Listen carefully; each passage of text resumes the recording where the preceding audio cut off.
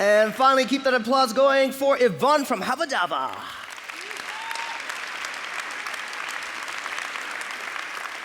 Okay, your 3 minutes starts right now. Thank you. I am here today to talk to you about air pollution.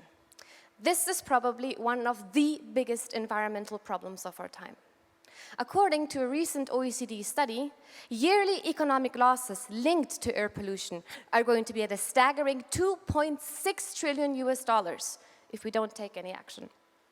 And combined with the ongoing climate crisis, the urgency to act is evident, and the willingness to act is stronger than ever before. But the question is how? Where do you begin? How do you manage what you cannot even measure? Globally, over 100 countries do not own a single air quality monitoring station. And even in Europe, most cities only have a handful of data points and heavily rely on analog technologies and on averages. Well, let me show you how we are revolutionizing this market. Now imagine yourself being a decision maker in any city around the world. You now have, for the first time, access to reliable, real-time, down-to-the-street level air quality data provided to you by Hawa Dawa technologies. Our software solution is capable of tracking different pollutants over time, analyzing trends, detecting hotspots, and even performing air pollution forecasts. Our dashboard is also capable of managing and visualizing all types of city-relevant data. So, for example, if you take traffic data, you can combine it with our air quality data, and based on that, we can provide to you tailorized air quality traffic management solutions that will help you better manage, plan, and implement measures such as, for example, dynamic speed limit controls or dynamic traffic light systems, but we can also even do this via our predictions, so we can do all of this before you even have to take money into your hand to implement this. Globally, our technology is capable of measuring up to 300 million data points of air quality where none existed before. We can track the emissions of every city, every harbor, and every production facility on the world. And by covering the entire technology stack from ground to space, we are capable of putting our clients' need at the center and adapting our technology stack accordingly.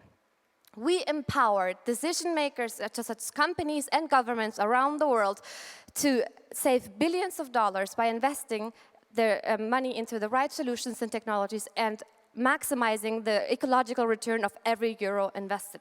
We're active in over 20 cities. We are a team of eco-climatologists, traffic engineers, epidemiologists, and former project managers, and I'm happy to be here today to talk to you about what we do. Thank you very much. I'll take it.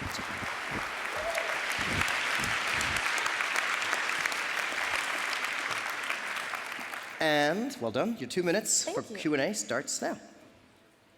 Do you provide the sensors yourself, or is it mainly the software that you do?